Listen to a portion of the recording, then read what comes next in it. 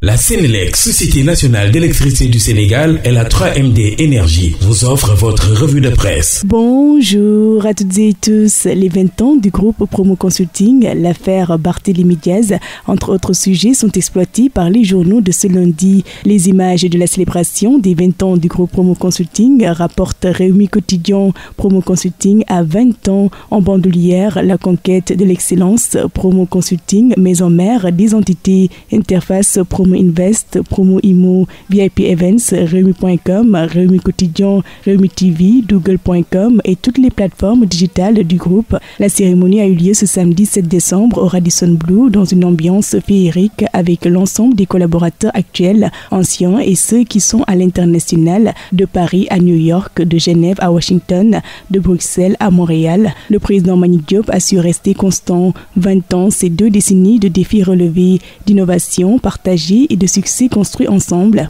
Le même journal nous parle du décès d'un membre de la sécurité de Barthélémy Diaz en prison. Il accuse d'ailleurs le régime en place. Dans un communiqué rendu public, Barthélémy Diaz accuse le régime en place d'être à l'origine de la mort de l'un des membres de sa sécurité en prison. Le maire de Dakar indique que le décès de Bassirou Diop traduit l'acharnement dont il est victime et appelle à l'unité et à la mobilisation pour défendre la démocratie. Mais sans perspective pour Barthélémy Diaz, la famille de Feu Ndiaga Diouf veut l'application de la contrainte par corps, nous informe donc Les Échos. Maître Pamorgnan, avocat de la famille, estime qu'à tout moment, ils peuvent donc lancer la procédure de contrainte par corps. L'huissier engagé pour faire la saisie n'a trouvé ni avoir bancaire, ni avoir matériel, selon Maître Pamorgnan. Pendant ce temps, rencontre entre Bassirou Diomaye Faye et Karim Wade, manœuvre à Doha, nous dit le journal Enquête.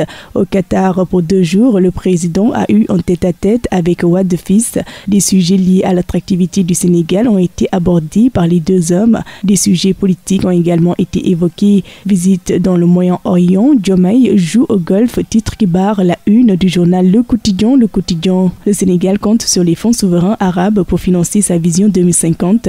Le président a reçu donc Karim Wade. Et sur la diversification du partenariat, le chef de l'État en remet une couche. Il estime que le Sénégal n'est la chasse gardée de personne, selon Vox Populi. Au forum, Diomaye charme les investisseurs. Il estime qu'il est ouvert à tous les autres pays. La Chine est aujourd'hui le premier partenaire du Sénégal. Cependant, l'observateur s'intéresse au fabuleux destin d'El Malick Ndiaye, trajectoire de la 2e personnalité du pays. Nos confrères du groupe Futurs Médias nous parlent de l'anecdote touchante sur son père qui voulait l'appeler Mor Ndiaye. Le groupe Télécentre, El Malick est l'attaque mordante du champ. Mais les députés s'apitoient sur leur sort entre salaire, conditions de travail, statut, entre autres, nous informent nos confrères de Walf Quotidien. Serigne Aboubakar Thiam, ancien parlementaire, estime que les députés sénégalais sont les moins payés de la sous-région. Et sur l'accès à l'eau des villages autour du lac de Guiers, comment l'État va corriger le paradoxe, s'interroge Le Soleil. De nombreuses localités bordant le cours d'eau qui alimente Dakar n'ont pas accès à l'eau potable.